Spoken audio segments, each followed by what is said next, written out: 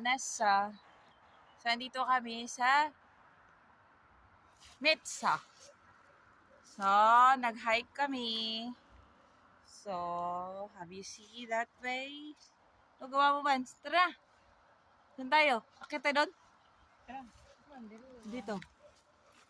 Saan tayo akit? So, sunod. Ayan, so ano. So, she will follow me. So, hi. So, guys, when you are applying in HSS, you don't need to be a nurse, but it's really advantage if you're a nurse graduate or a caregiver graduate or you already have many experience. So it's really advantage when you apply to Finland. But then for HSS, for me, just like me, I'm just only high school graduate, but I passed the examinations for language, so that's why I have given a chance to come here. So hindi po ganun kadali ang ano namin, journey, but is a really nice experience. So when you apply in Finland, you don't need to be a nurse for HSS, high school graduate,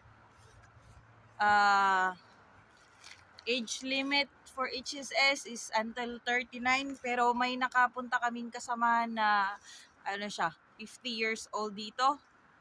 So it's really fine if you're 50 years old as long as kaya mo pang magbuhat ng mabibigat. Because the reality is grabe talaga ang bigat ng matatanda. So Vance, are you a caregiver graduate? No. Are you a nurse? No. No, I'm not. So are you a college graduate? Yeah. Oh, she's a college graduate, but then she's not in a medical field. But I she just graduated. just graduate, and then she come to Finland to work in the caregiver field. So nag-hike kami, guys. So ay, nakatakot naman dito. Yep. Nag-hike kami sa forest. Saan kaming lupalop ng mundo pumunta. So, diba? Vance, You?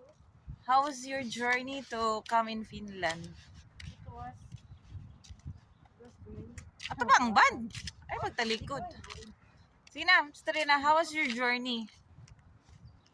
It's difficult at first, Mom.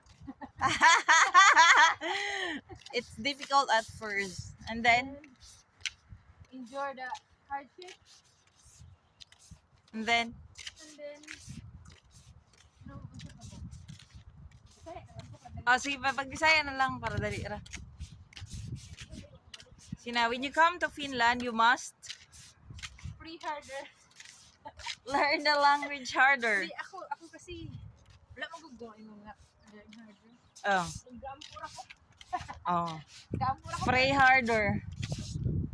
Pag para sa'yo, para sa'yo. Oh. Para sa'yo daw. Ako din doon. Mm. Tapos, pero, Vance, wala na mo gipabalik. Di ba, nay nabagsak sa inyo, di ba? Wala. Naa. Atong kuan nami. Mga ng A1. Iwan naa. Unya, Iwan. Wala day murag pasado mi tanan. pasado mo tanan. Kanindot ba yung batch, mga bright ba? Ang ito naa.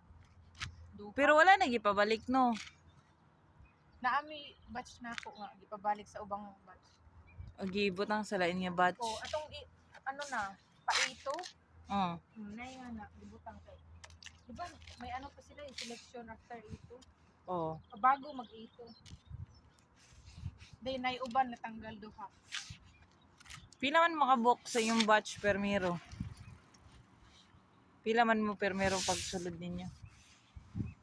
2, 3, 4, Paglakaw pod. 16. 16 ra mo kabuok at first sa beginning sa inyong group. Ang nakapasar sa iwan no. Ano ko bantay sa ano daghan ubay-ubay sa ano. Siguro abot 20 kapit.